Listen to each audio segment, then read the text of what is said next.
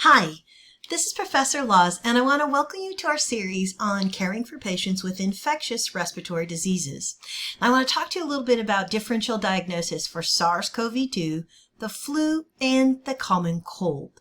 So this just means I want to help you. What are some clues and some things that we might look at to tell, is it a cold, is it COVID, is it flu? So let me break this down for you. I'm going to use some simple charts to help you do that. Now, the common cold, its incubation period's less than 3 days. It comes on really suddenly. Fever is rare with a common cold. The dry cough they have it. It's usually pretty mild. You may feel not yourself, might have kind of some soreness, that myalgia, but you will definitely sometimes sneezing can happen, not happen. You'll have this nasal congestion, headache, not very often, sore throat. That's not unusual to have that with all the inflammation. Usually do not have diarrhea or GI tract involved, and you shouldn't be short of breath with a common cold. Now next, I want to compare the common cold with influenza. Now you'll see that I put in green the things that are similar. So both come on rather suddenly. Both can have a dry cough. It might be mild to severe in the flu, or it might be productive with a common cold. And nasal congestion is very common in both. So how do you know the difference? What do you do? Well, let's take a look at some things that might be different between the two of these presentations, and that might help you get a little bit closer to the clues. Now look, a fever with a common cold is rare. So if someone has a fever, we might be thinking influenza over common cold. Fatigue is usually more severe with influenza than it would be with a common cold. Myalgia is also very common with the flu. So as you're talking to your patients and you're asking them questions, these are clues that you want to be looking for. Headache with the flu is also very common. Diarrhea can sometimes happen with influenza, but not with the common cold. That's probably not the cause. But look at the bottom. You never have dyspnea with a common cold. With the flu, possibly. Okay, so how would I talk to a patient?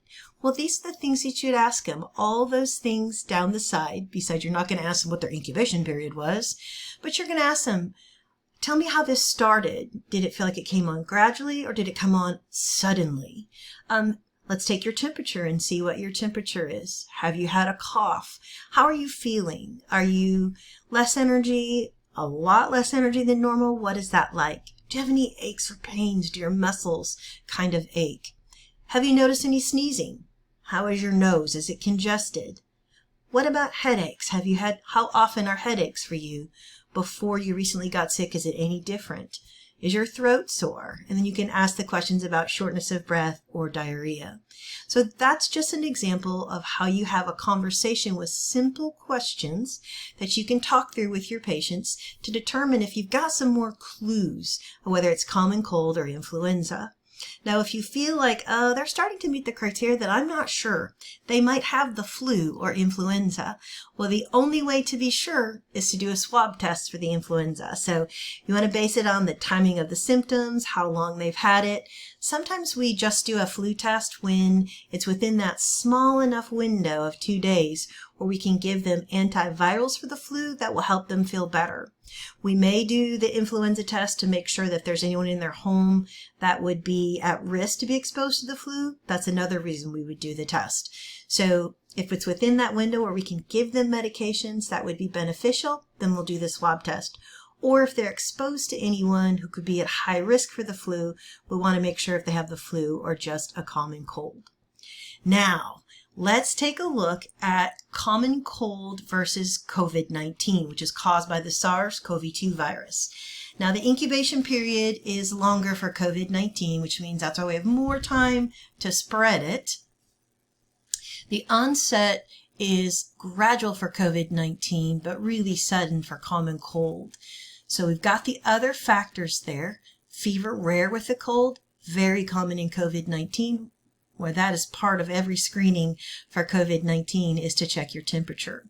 But look what they have in common here. They've got usually a mild or productive cough with a common cold, but it's very common with the mild to severe cases for somebody with COVID-19 to have a cold. Now, we have the rest of the symptoms there for you, but I know that becomes a lot for our brain to look at. So I just want you to focus on, hey, what are the similarities between common cold and COVID-19? So I've highlighted it in green for you. Next, I'm going to show you the things that they kind of have in common and then the things that are very different. Ready? Okay. So for common cold comes on sudden, but COVID-19 is gradual. Fever is rare with a common cold, but very common in COVID-19. So that's going to be a very important key for you. Fatigue is going to be present in both, probably will be more severe in COVID-19, but they should not have shortness of breath with common cold. They will with COVID-19. So those are going to be the things that we look for. So what's the best way to tell the difference between common cold and COVID-19? Well, we prioritize swabbing. That's how you do the test. You either do a swab in the nasal cavity or a swab in the mouth. And they're kind of uncomfortable for patients, but we have had a relative shortage of these tests. So you want to do the screening of them. You want to see if they're at high risk, if there's people that might be considered highly at risk for this COVID-19. Those are the people who are prioritized to receive the test. Now let's look at the commonalities between COVID-19 and influenza, and I've put them in green for you. So if I'm walking into a building where I'm being screened and I have a fever, that doesn't mean I have COVID-19, but that does mean I don't need to be around other people, because you're going to have a fever with both COVID-19 and influenza. And we don't want you around other people with the flu either. I'm going to have a cough with both. I'm going to be tired with both, have muscle aches with both, might have a sore throat with both, and I could have diarrhea with both. So see all these symptoms that they have in common between COVID-19 and influenza. So what symptoms can we look for that are different that will help us recognize? Well, look at what we have in red for you there. COVID-19 is a gradual onset. Influenza is sudden. That's really not that much to go on, right? Because now you're having to rely on people's memory and their ability to recognize when they weren't feeling good. And as flu and COVID-19 have accelerated, everyone is a little on edge and we kind of overthink most things. So that may not be the easiest way to tell. So our other options are, well, we can look at sneezing, nasal congestion, or dyspnea. And we know that is one thing that's different really about COVID-19 than with the influenza.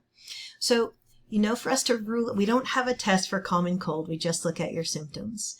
We do have a test for influenza. We can swab your nose or your mouth way back there. It's not a very comfortable test, but we have that available. Same thing for COVID-19. So the way we would tell for sure between COVID-19 or if it's the flu is we'd have to swab for the flu test based on the timing of the symptoms and or the SARS-CoV-2 if they meet the screening criteria. If they've been to an area that has high incidence of reported COVID-19, or if they've traveled or they've been around someone or directly exposed, these are the screening criteria that we would use for someone who should have the SARS-CoV-2 test. We have to be really responsible and think carefully about who we test to make sure that we use those to their most effective benefit to everyone. Be testing for COVID-2. So, in a nutshell, I want to show you one more slide, and I have highlighted them in colors. So you see, this is kind of our wrap-up slide. If you look at this, anything that's very common is shaded in a blue. Anything that's common is in a pretty dark orange. Then you have sometimes in kind of a weird yellow gold color, and then rare or mild in a light blue. I put this here for you on one screen because I wanted you to see all three of these compared and to look at the difference. The key is you need the help of a healthcare professional. You can look at these things, but by knowing this sheet As a healthcare professional, we know the right questions to ask you. You can think through your answers to these questions when you're if you're trying to recognize if you need to seek medical care. So this can work both ways for both healthcare professionals and for you to know when you need to seek additional care. These are the types of questions and screenings that we'll ask you and that you should be asking your patients if you're a healthcare professional. Thanks for watching this video with me today.